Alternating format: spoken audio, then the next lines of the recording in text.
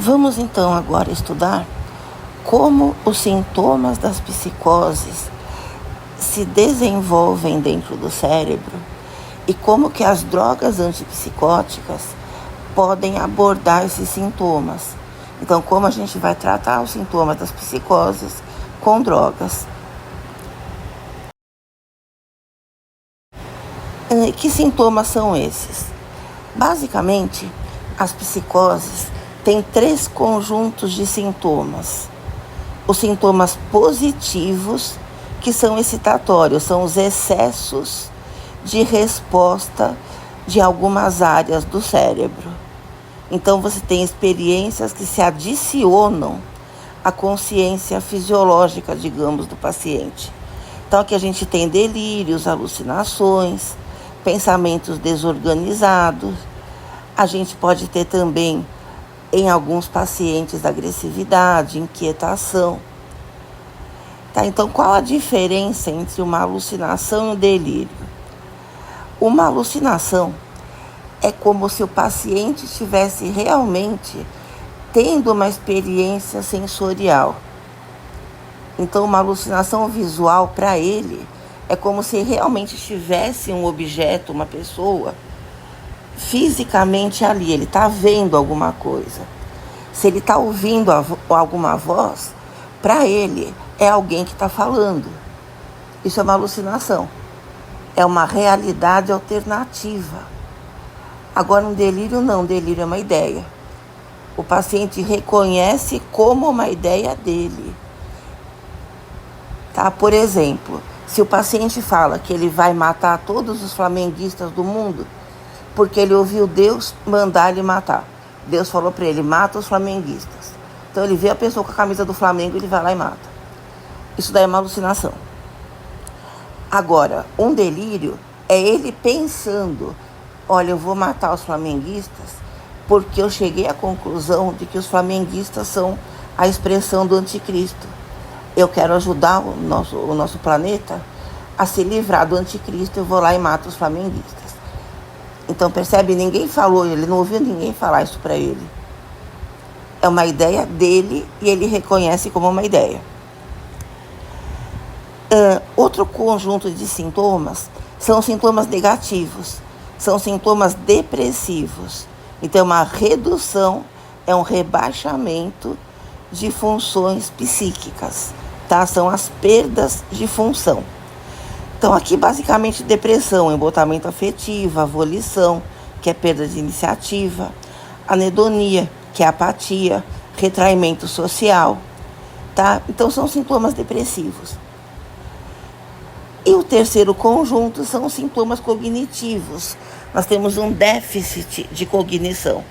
Então, uma falha no pensamento lógico e no pensamento executivo.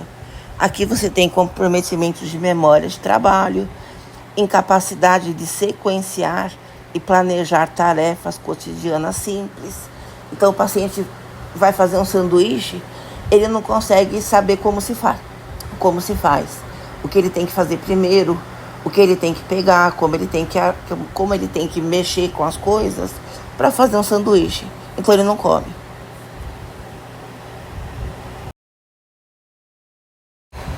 Como todo transtorno psiquiátrico clinicamente instalado, então o paciente tem a doença, a gente tem aqui uma combinação entre predisposição genética, tá? Que a natureza aqui são dezenas de genes juntos, tá? Atuando juntos, algumas centenas de genes de risco atuando juntos, levando à alteração da plasticidade cerebral, da formação de sinapses, então fatores de crescimento que se reduzem, neurotransmissores alterados, receptores alterados, maior vulnerabilidade ao estresse, neurotoxicidade, então neurônios que acabam sofrendo apoptose por alteração de utilização.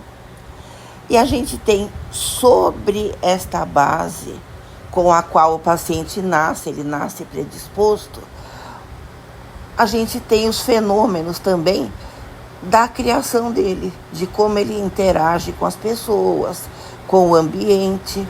Então a gente tem aqui eventos obstétricos, maus tratos na infância, vírus, toxinas, então infecções que ele pode ter adquirido, ou até mesmo a mãe adquirido enquanto estava grávida. Uso de maconha. A maconha abre muito quadro de psicose no predisposto. Experiência traumática, uma guerra, por exemplo. Bullying. Então, o estresse, tá? Os fatores estressantes do ambiente vão se acumulando, dependendo de como o paciente se defende emocionalmente, tá? Do repertório que ele tem ali e da força, da intensidade desses estressores, ele vai fazer os sintomas, porque ele tem a predisposição. Então você aí muda a plasticidade, muda as sinapses, muda a conexão entre as várias vias do cérebro. Você acaba tendo maior quantidade de apoptose do que deveria ter no nível fisiológico. Ele vai perdendo neurônios, ele vai desregulando neurotransmissores. E para a psicose o que é importante são o glutamato, a dopamina e a serotonina. Tá? São os neurotransmissores que a gente vai ver que respondem por esses sintomas. Então aqui a gente tem as alucinações, os delírios, os transtornos de pensamento, tá? Que formam o quadro das psicoses, que a gente aqui representa pela esquizofrenia, que é a psicose mais estudada. Então a gente acaba falando dela, tá? Mas são várias as psicoses. A esquizofrenia só é a mais conhecida. A primeira tentativa que se fez para explicar os sintomas das psicoses no cérebro foi a teoria dopaminérgica. E ela que respondeu pela produção, pelo desenvolvimento da maior parte das drogas que a gente tem hoje em dia. É uma teoria que não faz sentido hoje? Não, ela faz. Tá? A dopamina está relacionada com sintomas das psicoses. Dessa mesma maneira que a gente vai ver agora. Só que o que se descobriu, a gente depois vai discutir isso também, é que a dopamina ela não é o ponto inicial. O problema não começa com ela. O problema começa antes dela. Existe alguma alteração no cérebro que leva a essa desregulação da dopamina. E é essa desregulação que vai te dar os sintomas. Como ela vai fazer isso? De duas maneiras. No sistema límbico, a gente tem o desencadeamento dos sintomas positivos. Então, a gente tem um excesso de dopamina sendo liberado. Esse excesso persiste, porque o paciente é predisposto geneticamente. Então, ele está o tempo todo liberando dopamina em excesso. E o que a gente tem? A redução dos receptores. Lembram? É sempre o contrário. O neurotransmissor aumenta, esse aumento persiste no tempo, ele é duradouro. Você tem uma redução de receptores, tá? Que é a down regulation. Você reduziu os receptores virados para a sinapse, mudou a conformação deles, então.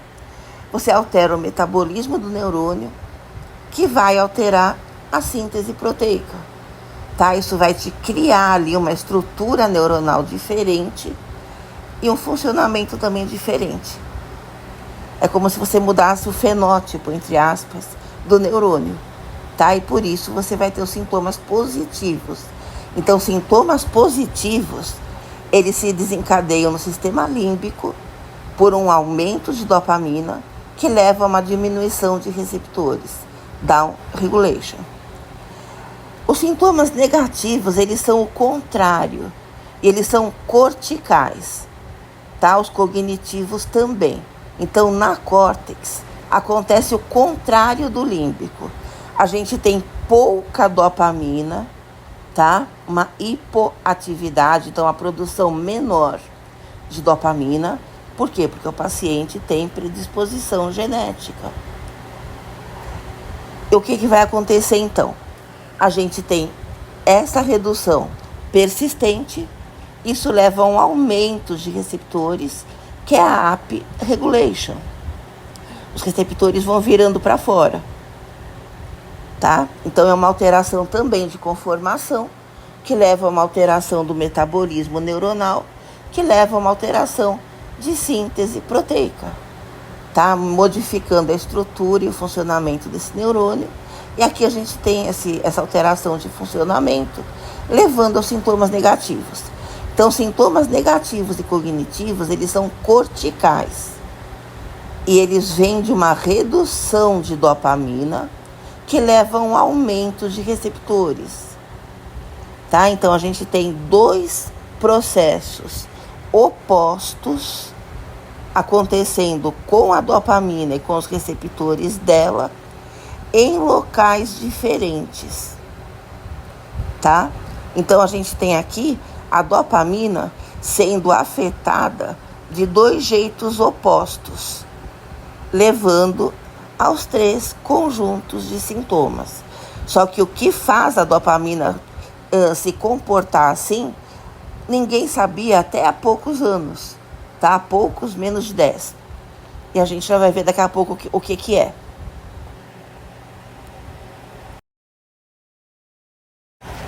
Um conceito importante que a gente tem que ver agora, que serve não só para psicose, mas para uma série de transtornos psiquiátricos, é a saliência, a teoria da saliência. Tá? Isso é uma teoria psicológica que o pessoal da neurociência acabou provando e explicando do ponto de vista neuroquímico. Então, o que é saliência? Saliência é a importância que o indivíduo ele empresta, ele coloca em algum estímulo. Tá? É uma relevância que o paciente vai colocar em algum estímulo que ele está recebendo. Isso tem um filtro, o paciente faz um juízo de valores. Ele escolhe qual estímulo tem importância para ele naquele momento e qual não tem. Tá? Aquele que tem para ele, aquele que ele acha que é importante, a gente diz que é um estímulo saliente. Tá? Então, assim, você está assistindo uma aula. Vamos imaginar que a aula te interessa, tá? É uma aula de uma matéria que você está interessado. Você está gostando da aula, você está percebendo que você está vendo coisas ali que vão ser úteis na tua vida. Você está dentro da sala de aula. Todo barulho que você ouve fora, alguém parando o carro, alguém dando um grito lá fora, chamando alguém. Se é na hora do almoço, o cheiro da comida de alguém está comendo alguma coisa dentro da sala, você sente o cheiro. Você ouve uma música lá fora. Tudo isso, para você, não é saliente. Então, você deixa passar batido. Você filtra. Então, você não vai colocar a tua atenção naquilo e você não vai pensar sobre aquilo. Porque você está atribuindo saliência a um outro estímulo, que é a aula que você está assistindo. Um paciente que tem TDAH, transtorno do déficit de atenção, com hiperatividade ou sem, tudo faz, mas ele tem déficit de atenção, ele tem problemas para fazer isso. Para ele, todos os estímulos são salientes. Ele presta atenção em todos. Ele vai dispersando, tá? E o que acontece no esquizofrênico, no psicótico de forma geral, ou no paciente que está sob a utilização de drogas, sejam elas drogas estimulantes, sejam alucinógenas. O paciente ele vai atribuir a saliência aos estímulos de uma maneira aberrante. Tá? Ele coloca uma importância maior e ele coloca também naqueles estímulos, coisa que o TDAH, por exemplo, não faz, mas o psicótico faz, e alguns pacientes sob o efeito de alucinógenos também.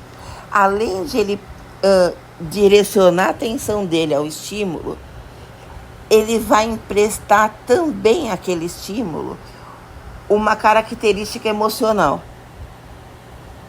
Não é só relevância, tá? Ele não vai achar importante um estímulo que normalmente ele não acharia.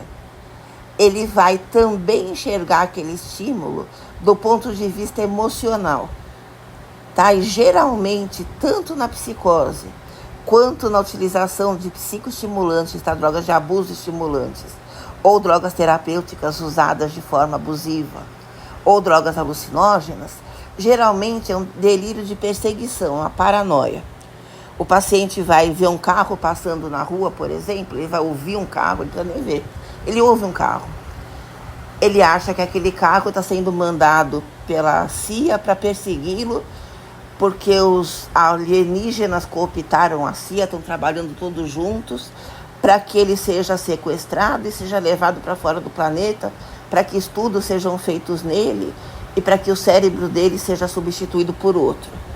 Então ele vai criando toda uma situação delirante em relação a um estímulo ao qual ele já deu uma relevância que ele não daria se ele não tivesse doente.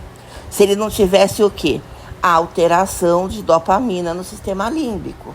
Lembra que no sistema límbico a gente tem o excesso de dopamina e a redução de receptores? Um dos efeitos disso no cérebro é essa alteração da saliência. O paciente acaba dando relevância para estímulos que não teriam essa relevância para ele, e além do que, ele começa a interagir de forma emocional com esses estímulos. Aqui a gente tem um delírio, tá? Isso quando o estímulo realmente existe. Porque o estímulo cotidiano neutro, como está aqui no desenho, pode ser uma alucinação dele. Ele pode não estar ouvindo um carro passar de verdade.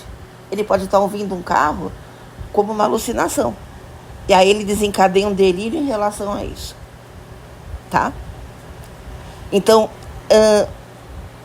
esse é o mecanismo básico que a gente tem numa alucinação, num delírio. Tá? E se o paciente age em relação a isso, ele pode querer fugir, ficar agitado, ou ele pode querer lutar, ficar agressivo. Tá? Então, os sintomas positivos a gente consegue entender mais ou menos desse jeito. Tudo isso começando ali com a dopamina aumentada no sistema límbico.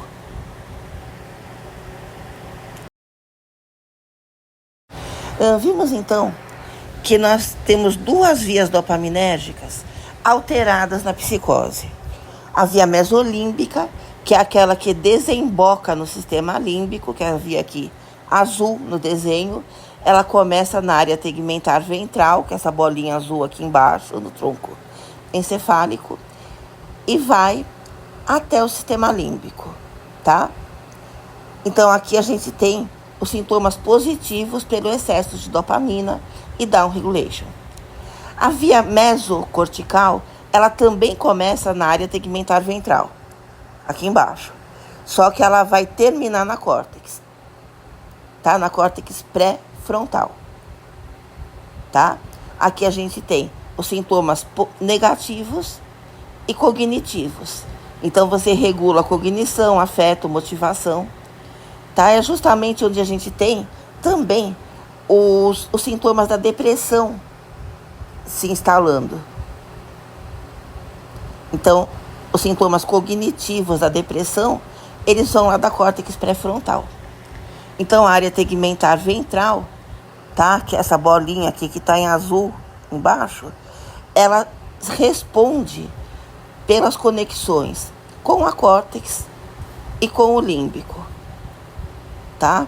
Na córtex, pouca dopamina, muito receptor. No límbico, muita dopamina, pouco receptor. Essas duas vias, elas estão alteradas na psicose. Mas a gente tem mais duas na psicose que não estão alteradas. Que é a via nigroestriatal, que vai da substância negra para o estriato, que é a via amarelinha, que é uma via de movimento. É o controle central da atividade motora, tá? Onde a gente tem o sistema extrapiramidal, que é o sistema do movimento. A maior parte da dopamina do cérebro fica nessa via. Então aqui a gente tem, por exemplo, a doença de Parkinson se desenvolvendo quando a gente tem alteração, tá? Várias alterações de movimento a gente tem aqui, tá? Hoje em dia, isso é hoje em dia mesmo, tá? Não é 10 anos, 5, é agora.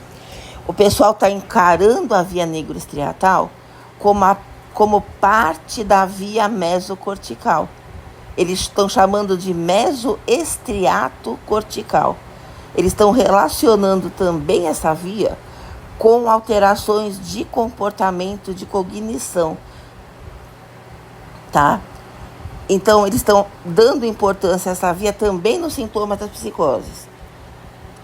Mas, por enquanto, a gente considera essa via como normal no psicótico e ela se transforma em anormal, em alterada, quando a gente trata.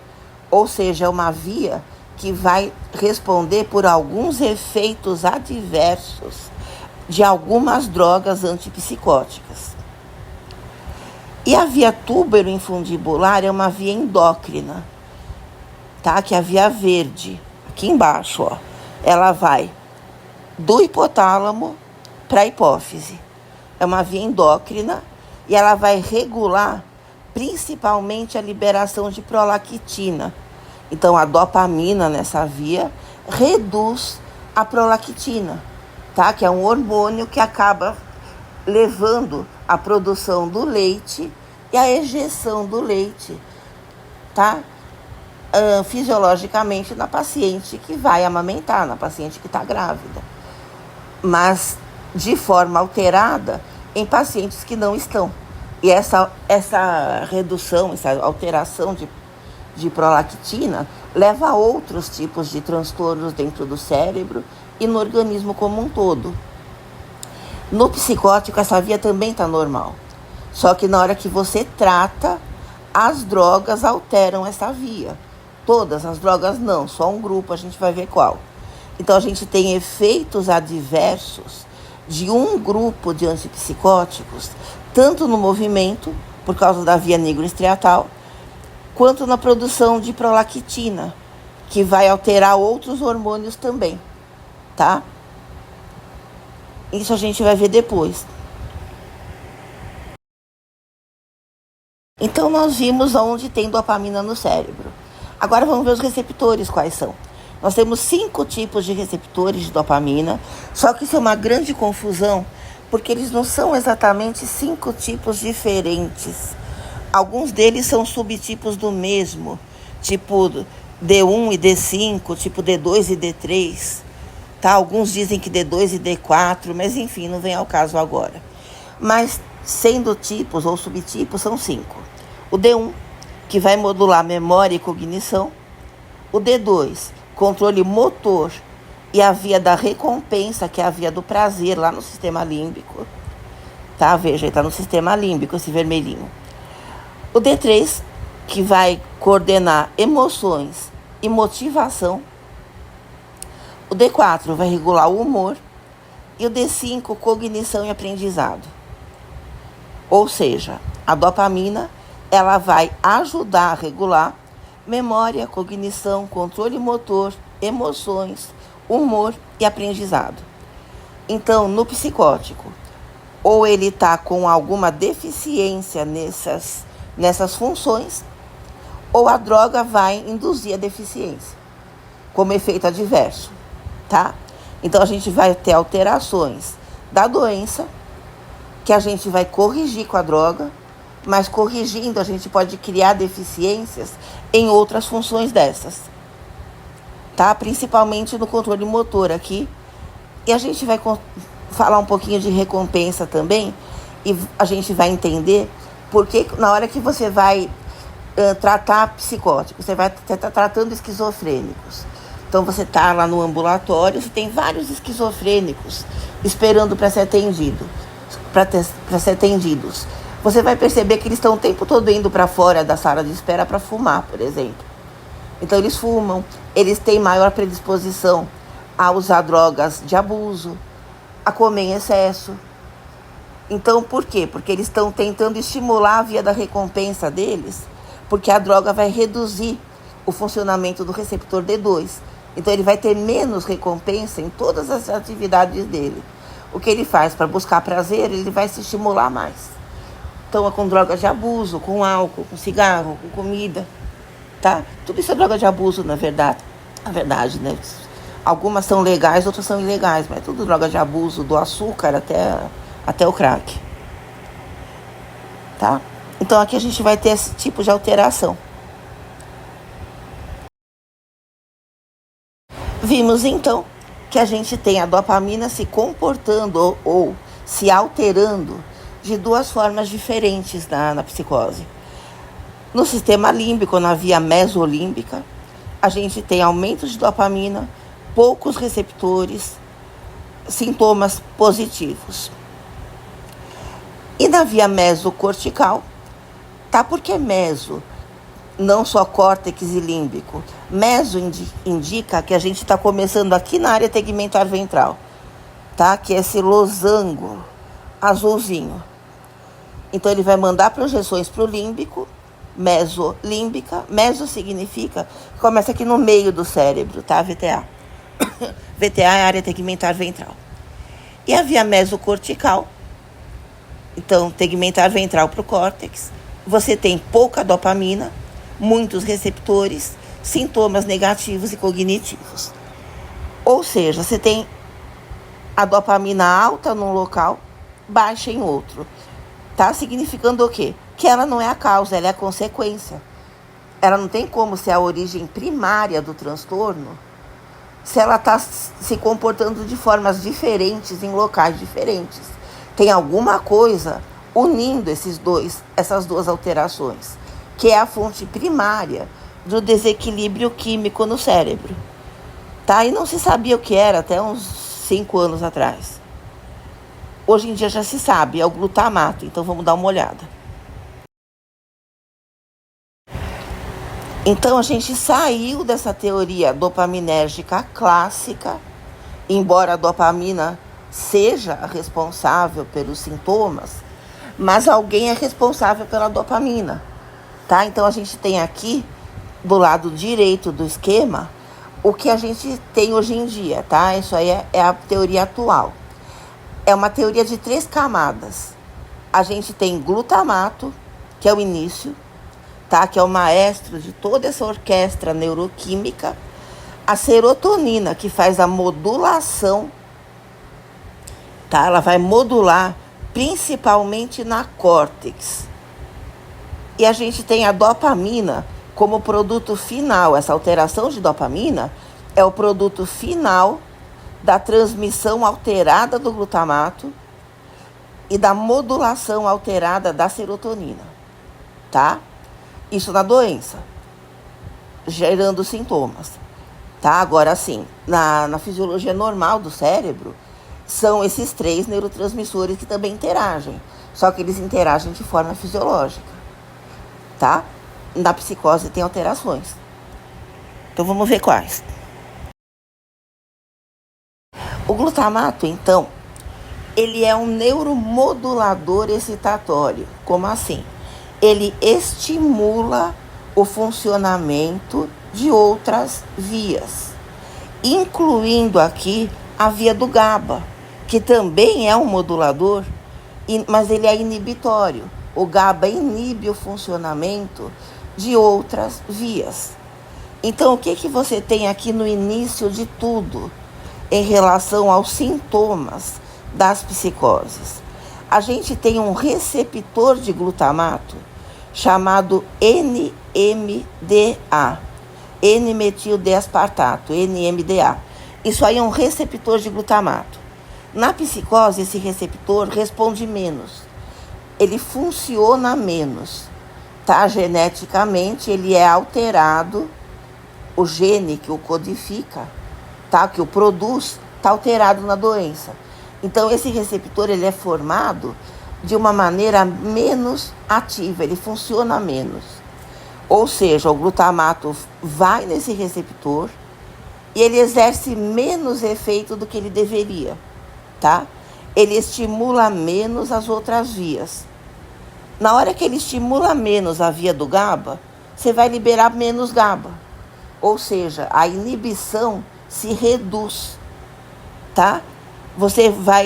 O GABA é um freio, ele é um depressor, ele é um inibidor.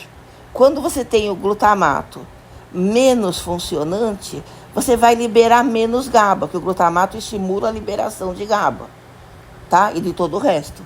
Então, ele vai liberar menos GABA, você vai ter uma diminuição do funcionamento do freio, tá? Ou seja, ele vai frear menos a liberação de dopamina no sistema límbico. Tá? Então, o GABA deveria diminuir a dopamina no sistema límbico para equilibrá-la. Ele não consegue, porque ele está liberado em menor quantidade, porque o glutamato não conseguiu liberar ele como deveria. Ele libera menos porque esse receptor de glutamato, aqui o NMDA, está funcionando menos. Então, o glutamato libera menos GABA, que inibe menos a liberação de dopamina no sistema límbico. Tá? Como que se descobriu isso?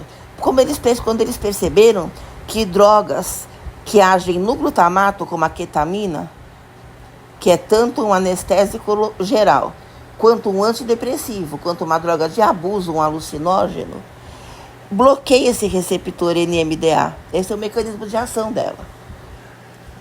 Tá? Então, ela vai causar alucinação, porque ela vai bloquear esse receptor de glutamato. Tá?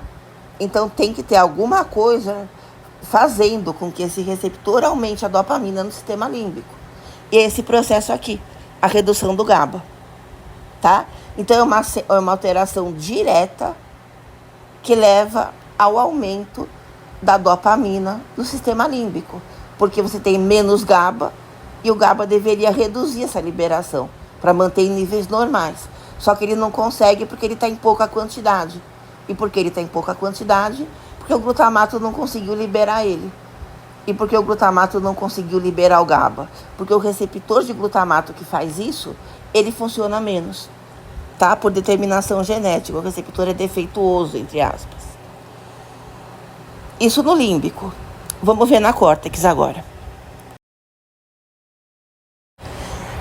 Tá? Na córtex, o que a gente tem é um efeito um pouco mais complexo, tá? Que mais pra frente a gente vai ver um pouquinho mais, mas é como se na via mesocortical você tivesse uma falha de impulsionar a via. Então, você tem uma redução do glutamato, que vai reduzir a produção de GABA, tá? Que vai aumentar a produção de GABA na via mesocortical. Porque o neurônio, uma via GABAérgica, lá na via tegmentar ventral, tá? Vai alterar a liberação do GABA também na via cortical. Ela não mexe só no glutamato, só na dopamina. Ela mexe também na própria liberação de GABA. Então, o que acontece na córtex? Essa via GABAérgica que a gente viu que está alterada, deveria reduzir o GABA na córtex. Para quê? Para que na córtex se liberasse a dopamina e equilibrasse a liberação, isso no fisiológico. Só que na doença você tem uma redução da liberação do GABA lá na tegmentar ventral. Isso aumenta a dopamina no sistema límbico, porque você tem menos GABA. Ele bloqueia menos a liberação de dopamina, você perde o freio, mas também libera menos do próprio GABA na córtex. E na córtex o GABA é mais importante do que no límbico, tá? Então o que você tem? A redução do GABA, levando a uma redução na liberação de mais GABA. Então, aumenta o GABA na córtex. E esse GABA aumentado, como ele é um bloqueador, ele é um inibidor, é um depressor, ele vai reduzir a liberação de dopamina na córtex. Tá? Isso vai levar aos sintomas negativos. Então, lembrem apenas que a gente tem no sistema límbico um excesso de dopamina, na córtex uma falta, tá? E quem começa isso? O glutamato, alterando a liberação de GABA, tá? Nos dois lugares.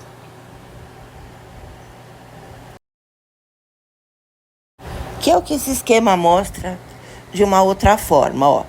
Hipofunção do receptor NMDA, quer dizer, tem menos NMDA, bom? Principalmente cortical, tá? O glutamato vai agir nele, ele não vai responder como deveria. Na via mesolímbica é mais fácil entender. Você vai diminuir a ativação do GABA, tá, no mesencéfalo. Você vai perder o controle inibitório na córtex pré-frontal. Você vai ter uma desinibição do neurônio dopaminérgico, ou seja, aumento da liberação de dopamina, aonde? No sistema límbico. Tá? Isso vai te levar aos sintomas positivos. Agora, na córtex, na via mesocortical, é mais complicado, porque você depende do neurônio piramidal.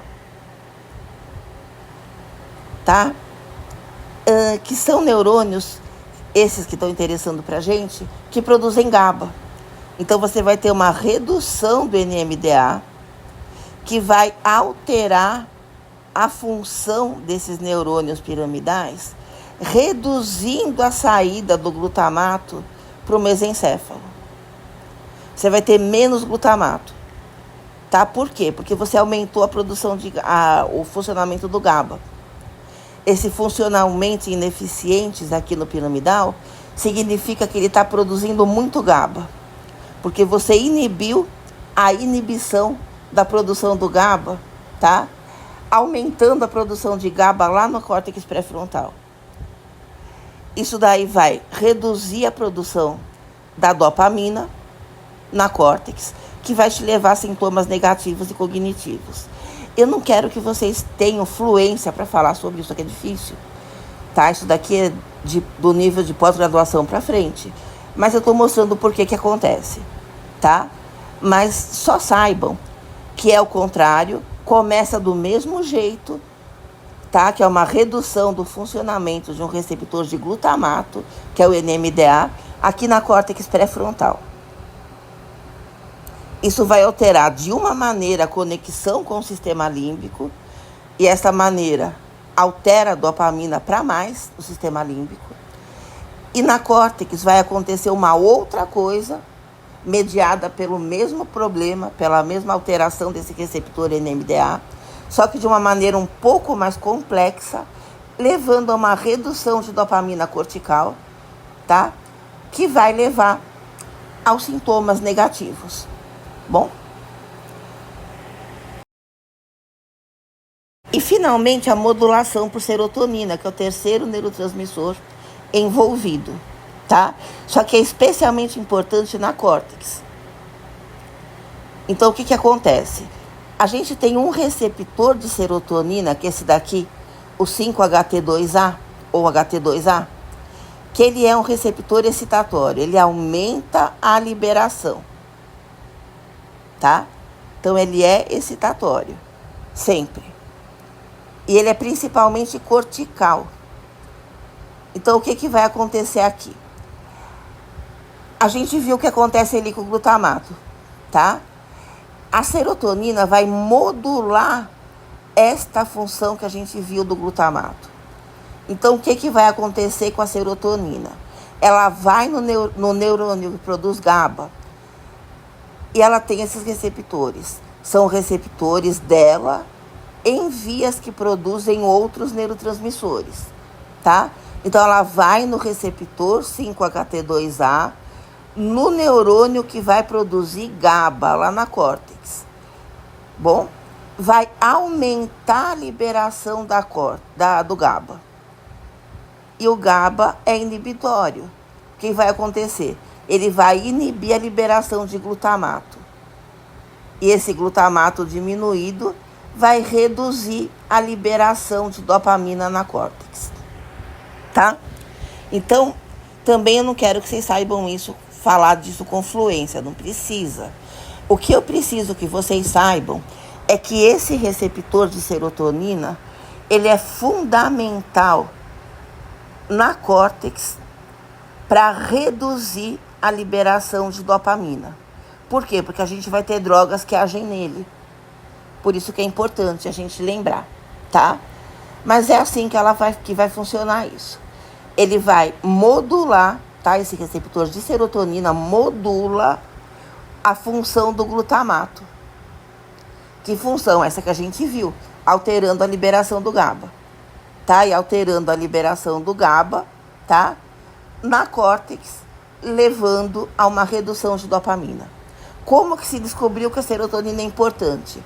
Porque drogas que agem nesse receptor, tipo LSD, cogumelo, psilocibina, mescalina, MDMA, êxtase,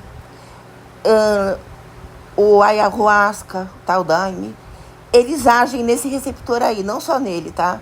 Mas em receptores de serotonina. E agindo nesse, eles provocam alucinações. Ou seja, estimulando o receptor 5-HT2A, a gente tem alucinações, tá? Então, esse receptor seria também um componente, tá? Nas respostas da psicose. Se descobriu isso lá no sistema límbico, aumentando a dopamina. Lembram do efeito do glutamato no límbico? Aumentar a liberação de dopamina. E a serotonina modula isso para mais, estimula isso. Aumenta ainda mais essa resposta.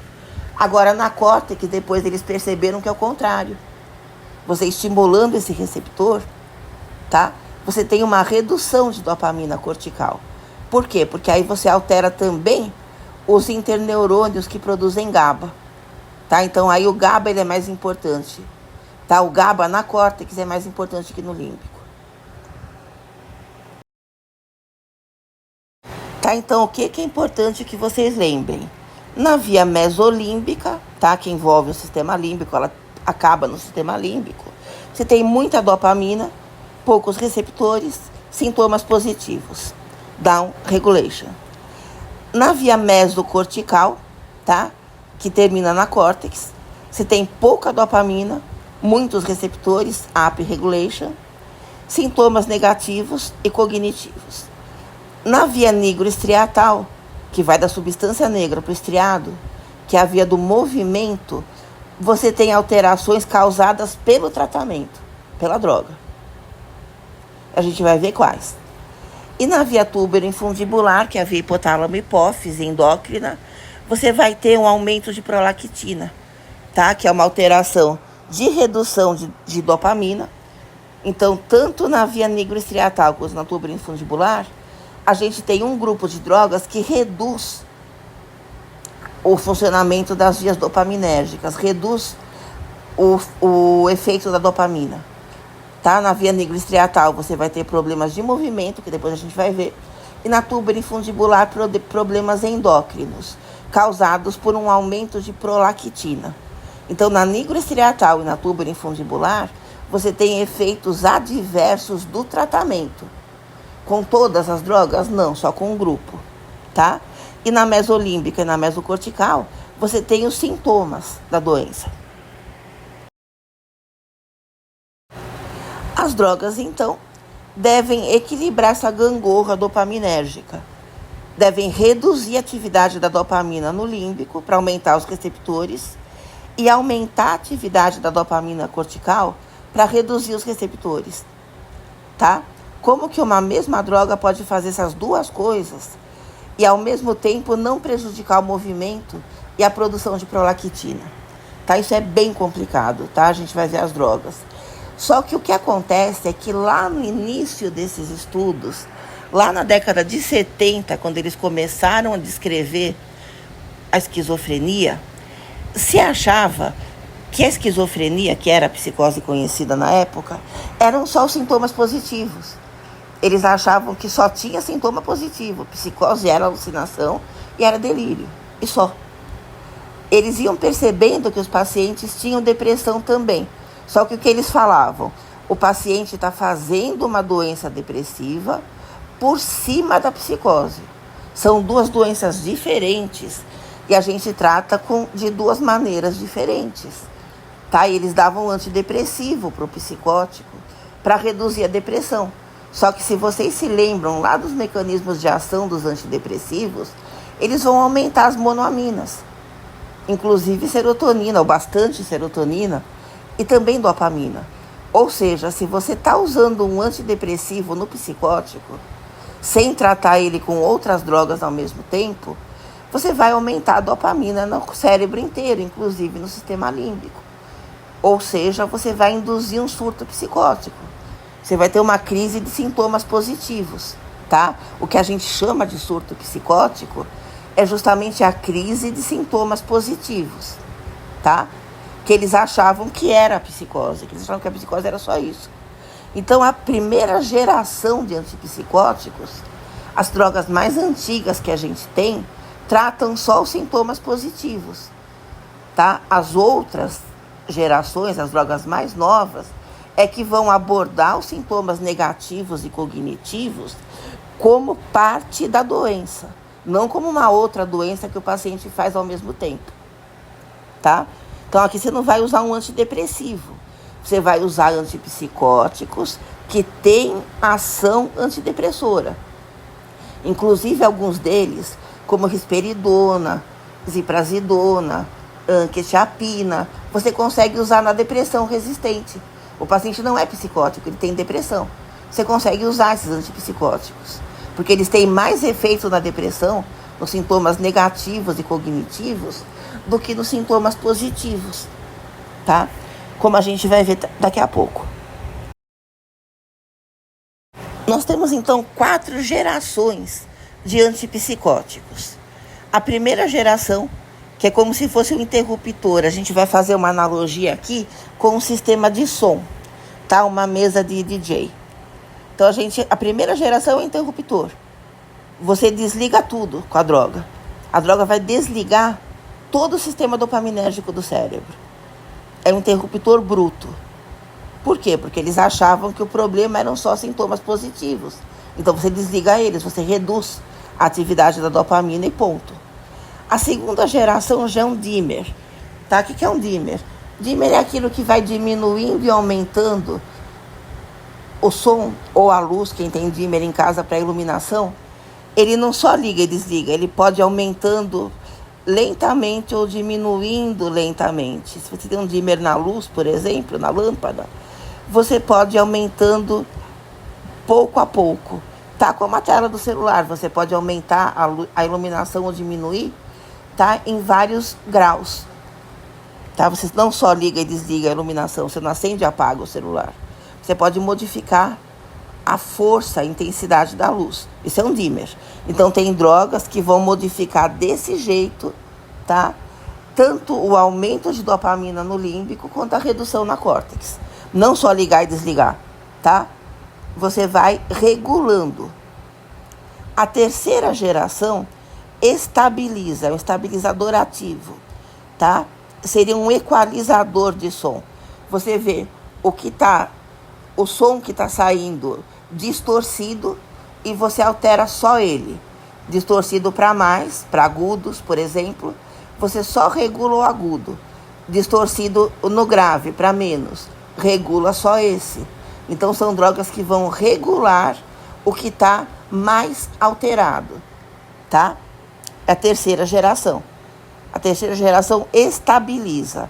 A primeira geração só interrompe. A segunda modula.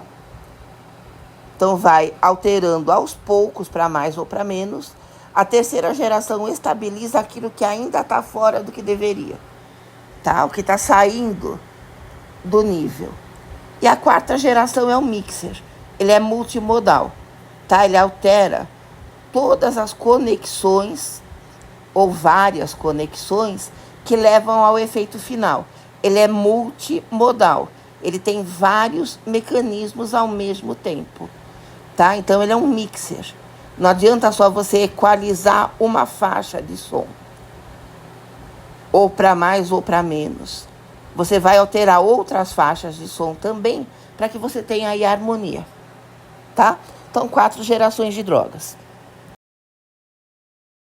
Então, a primeira geração é um interruptor. Ela desliga a liberação de dopamina, ou o funcionamento da dopamina, tá? Como isso vai ser feito? Em todo o cérebro, essas drogas vão bloquear o receptor chamado D2. Onde tem receptor D2, essa droga vai bloquear. É um antagonista comum, tá? Um antagonista competitivo do receptor D2. Ou seja, vai fechar os receptores D2. Onde? No cérebro inteiro, tá? Para quê? Para reduzir a atividade da dopamina e aumentar os receptores. Onde a gente quer isso? No sistema límbico. Lembram que no límbico a gente tem muita dopamina e pouco receptor? Se a gente bloqueia, a gente vai ter menos atividade dessa dopamina, os receptores vão aumentar. Aí a gente reverte o quê? Os sintomas positivos. Só que no resto do cérebro, a gente não tem esse aumento. Então a gente vai ter repercussões no cérebro inteiro com essa droga. Não só onde a gente quer, que é no límbico. Tá, então o que a gente tem aqui? Olha, na doença, que é o lado esquerdo, a gente tem muita dopamina, que são as bolinhas, e a down regulation, pouco receptor, que são esses Y aí embaixo que parece uma imunoglobulina, tá? Os receptores, então, diminuídos. Bom, aí você tem alteração da síntese proteica, altera o RNA mensageiro, que vai sintetizar proteína, tá? Quais RNA mensageiros? Por exemplo, o CREB, a gente tem o CART, tá? Isso não importa, a gente vai ter uma alteração de síntese proteica, como a gente já viu na depressão, tá? É o mesmo tipo de processo, embora aqui seja o contrário, ou seja, down regulation. A depressão é AP. Na hora que você vem com a droga de primeira geração, ela vai bloquear os receptores de dopamina do tipo D2, tá? Só o D2? Não, todos, tá? Mas o que interessa pra gente é o D2. Vai bloquear fortemente o D2, tá? São antagonistas potentes. Antagoniza muito o receptor D2 no cérebro inteiro. O que o neurônio vai falar? Estão bloqueando o meu receptor D2. Não, ele não vai falar isso. Ele vai falar, cadê a dopamina que eu não estou encontrando? Porque se o receptor está bloqueado, é como se esse receptor estivesse morto. Ele não serve mais para encontrar o neurotransmissor. É como se o neurônio não estivesse mais enxergando a dopamina, porque o receptor está fechado. O que a fibra vai fazer? O que o neurônio faz? Ele vai virar os receptores para fora. Ele vai apregular, tá?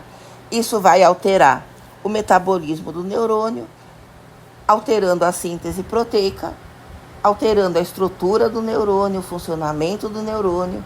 E essas alterações revertem os sintomas positivos, tá? Agora lembrem que na córtex a gente tem o contrário. Na córtex a gente tem esta situação aqui da direita. A gente tem pouca dopamina, poucas bolinhas e muitos receptores. A gente já tem a upregulation na córtex, porque lá a dopamina está diminuída. O que acontece quando a gente usa uma droga de primeira geração? Ela vai bloquear os receptores da dopamina que já estão diminuídos. Vai diminuir ainda mais os receptores. O que vai acontecer na córtex, então? Mais upregulation ainda. Ou seja, você vai piorar os sintomas negativos e cognitivos. Então, esses são os primeiros efeitos adversos que a gente está vendo para as drogas de primeira geração. Elas vão piorar os sintomas negativos e os sintomas cognitivos, tá? Por quê? Porque os sintomas negativos, eles já vêm de falta de dopamina e de upregulation. Já tem muito receptor de dopamina na córtex. A droga vai aumentar ainda mais, tá? Tá, então vejam, a primeira geração, ela vai bloquear receptor D2 no cérebro inteiro. Não só D2, tá? D2 e mais um monte de outros, tanto de dopamina quanto de outros neurotransmissores. Mas vamos falar do D2, que é o que interessa pra gente nos sintomas positivos. Então a gente vai ter um bloqueio muito potente do D2, tá? Gerando upregulation. Onde? No cérebro inteiro. Mas aonde a gente quer upregulation? No sistema límbico. Porque lá a doença vem de uma down regulation. Aumento de dopamina, pouco receptor. Aqui a gente vai bloquear receptores de dopamina e aumentar os receptores, tá? Isso a gente quer. Só que todo o resto que essa droga faz, a gente não quer. Inclusive aumentar receptores na córtex, piorando os sintomas negativos. E também a gente vai alterar as outras duas vias, como a gente vai ver daqui a pouquinho, tá? Ou seja, tem muito efeito adverso no uso dessas drogas. Por isso, hoje em dia, que tem as outras gerações, As drogas de primeira geração, elas deveriam ser restritas ao momento de surto psicótico, nas crises de sintomas positivos, mas não no sentido de reverter os sintomas. Como assim? Vocês lembram dos antidepressivos? Que a gente tem que induzir ali down regulation? E demora de 2 a 4 semanas para isso acontecer. Esta up regulation aqui também. Para a gente alterar a quantidade de receptores com drogas, não é imediato. Você vai levar pelo menos 2 semanas para isso começar a acontecer de uma maneira importante. Ou seja, o paciente está numa crise de alucinações, de delírios. Ele está incontrolável, ele está agressivo. Você não vai usar uma droga destas por 2 semanas, esperar 2 semanas para o paciente começar a reverter os sintomas. Não é por isso que você usa no surto. Você usa no surto porque quanto mais potente o antagonismo do receptor D2, mais sedativa a droga é. E esse efeito sedativo é imediato, porque depende de uma alteração lá no sistema da histamina, que a gente vai ver depois também, a gente vai dar uma olhadinha, tá? A gente vai bloquear também o receptor H1 de histamina no cérebro, que é o mesmo que o Fenergan, por exemplo, vai bloquear, que o Polaramine, que esses antialérgicos que deprimem, que dão sono, eles bloqueiam, tá? Então a gente vai usar esse efeito, que é um efeito imediato das drogas de primeira geração, para você conter o paciente, tá? Fisicamente, pelo efeito sedativo e pelo efeito que a gente chama de catatonia, catatonizante, que é uma paralisia muscular, tá? O paciente tem uma contração muscular forte e ele não vai conseguir se mexer muito. Então, se ele está incontrolável fisicamente, em vez de colocar uma camisa de força, você usa uma camisa de força química, que é essa droga. Ele vai estar sedado, ele vai estar com o movimento rebaixado. Aí você contém ele, tá? Então, você vai usando a droga de primeira geração por 15, 20, 30 dias. Para quê? Para ir contendo o paciente, enquanto as outras drogas mais modernas estão instalando os efeitos delas. Aí sim o efeito antipsicótico. É claro que se você usa 15, 20 dias uma droga de primeira geração, você vai reduzir as alucinações e os delírios. Você vai atuar no sintoma positivo, porque aí você já vai estar aumentando os receptores, tá? Mas na hora do surto, essas drogas não são usadas por isso. O paciente vai continuar delirando e alucinando, só que ele vai estar parado, ele vai estar contido fisicamente, para não se machucar, para não machucar os outros, para não fugir do hospital, tá? Para não quebrar nada, para não pôr fogo no hospital. Então ele está contido, ele está sedado, tá? Ocorre que em algumas situações o psiquiatra é obrigado a usar uma droga de primeira geração de forma crônica, como antipsicótico mesmo, para proteger o paciente dos sintomas positivos de forma crônica, tá? Ou porque o paciente não tem acesso às drogas mais modernas, porque onde ele está sendo tratado, essas drogas já não tem de maneira constante, ele só vai conseguir a de primeira, tá? Então, assim, em alguns casos pode ser que seja necessário o uso. Ou em algumas situações, que eu espero que não estejam mais acontecendo, dentro da internação se mantinham os pacientes como num depósito ali, sedados por essas drogas, por anos até, para o paciente não dar trabalho. Então é mais fácil você manter o paciente jogado na cama, como um zumbizinho, do que você tratar com as outras drogas e interagir com ele, deixar ele funcionar normalmente, tá? Ensinar ele a funcionar normalmente. Então, espero que isso não esteja acontecendo mais, embora esteja, tá? Mas é a violência psiquiátrica que se teve bastante em manicômios, e o pessoal, eu acho que de forma bem equivocada, está acabando com a internação. Você não tem que acabar com a internação, você tem que fazer a internação funcionar como ela deveria. Você tem que tirar a violência. Mesma coisa que o parto. Você não tem que tirar o médico da sala de parto. Você tem que tirar os médicos que promovem violência obstetra, não só da sala de parto, mas do direito a exercer a medicina. Você não vai tirar todos da sala de parto. Você vai tirar aqueles que fazem errado. Tá? Mas não é o que acontece.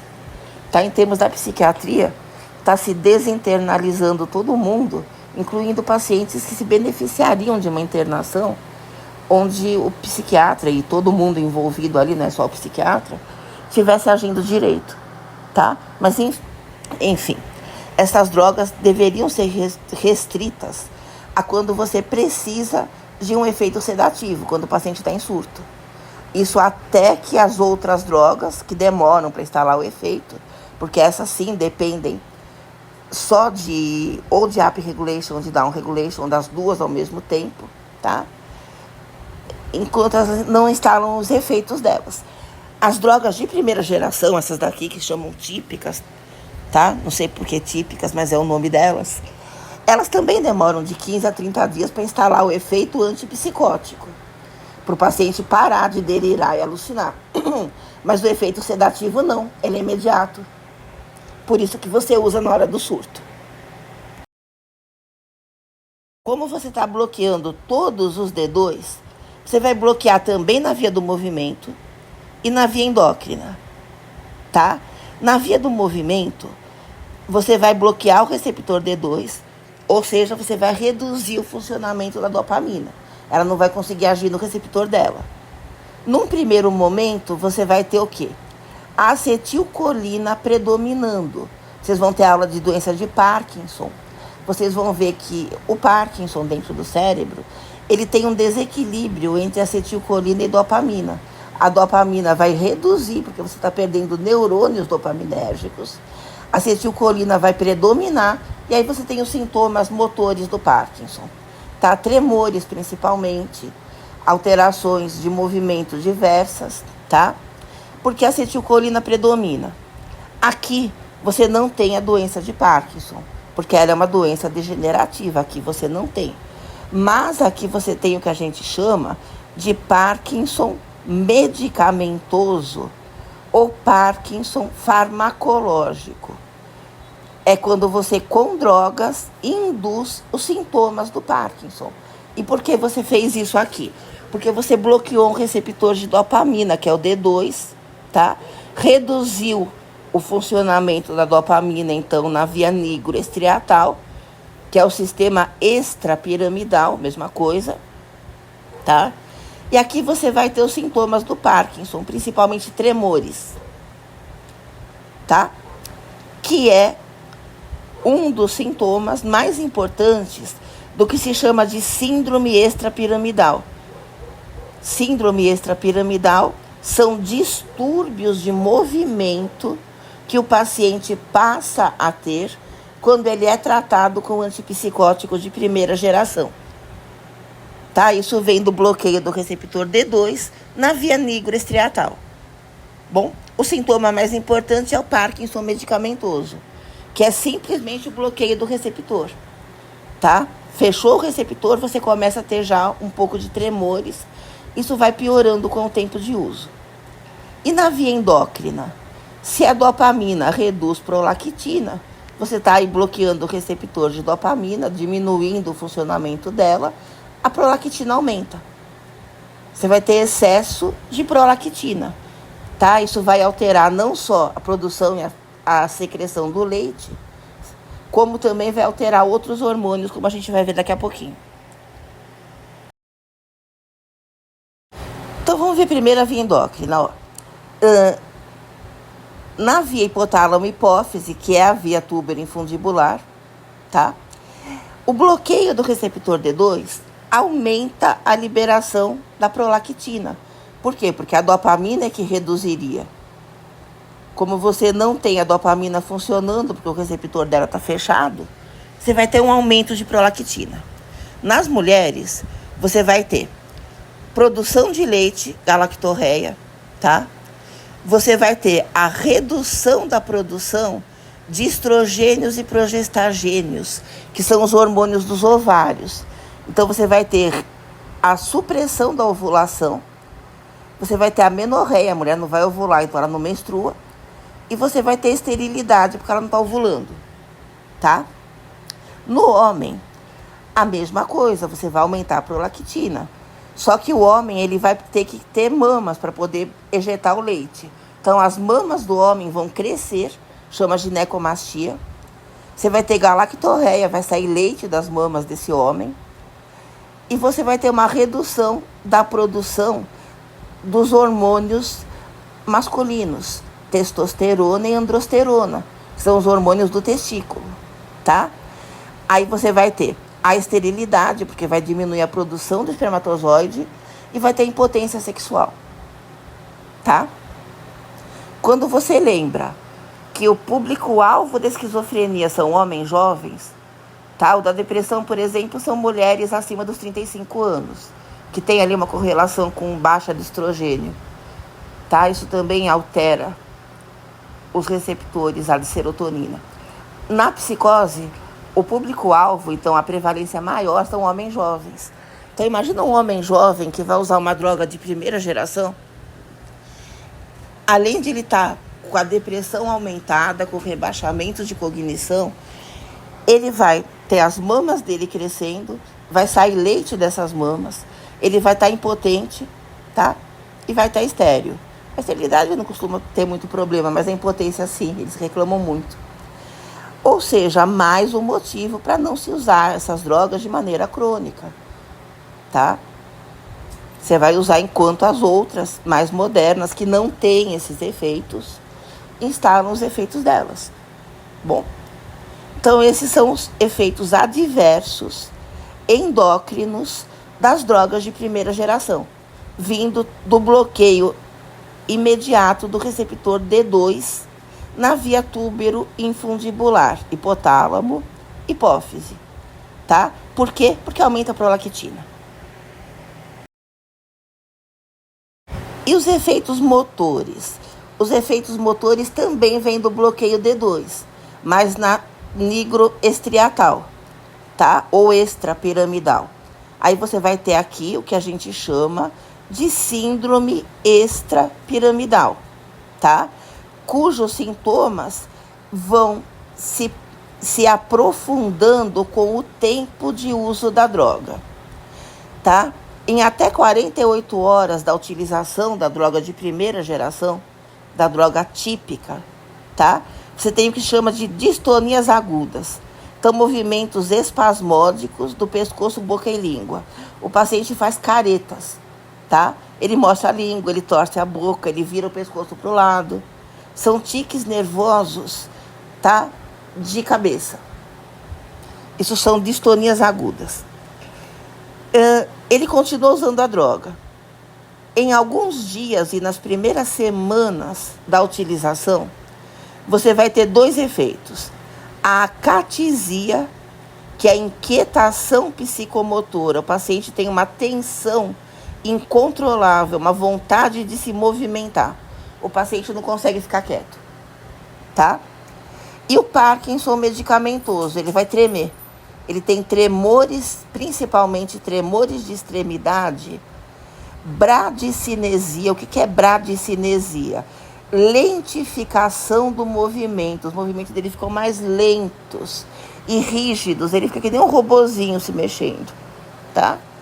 E face de máscara, ele já não consegue mais movimentar, fazer expressões faciais com facilidade, tá? Então, nas primeiras 2 a 3 semanas de utilização da droga, você vai ver a acatisia acontecendo e o Parkinson medicamentoso, tá?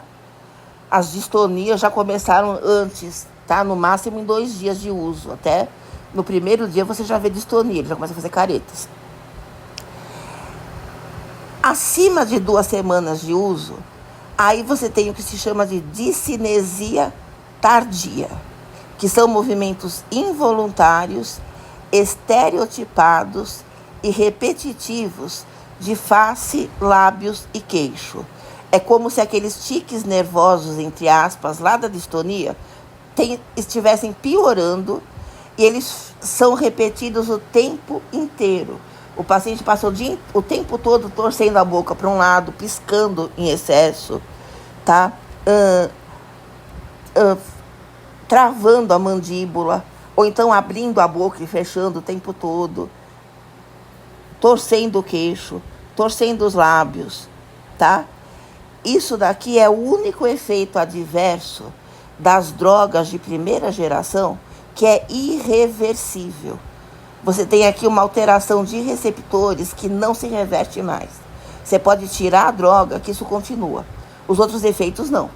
Tá? Tanto os endócrinos, quanto o aumento dos negativos, quanto os outros efeitos motores, você reverte retirando a droga. A discinesia não.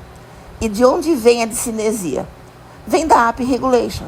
Você não está usando a droga de primeira geração para aumentar os receptores de dopamina lá no sistema límbico? Você está com pouco receptor de dopamina no límbico, levando aos sintomas, tá?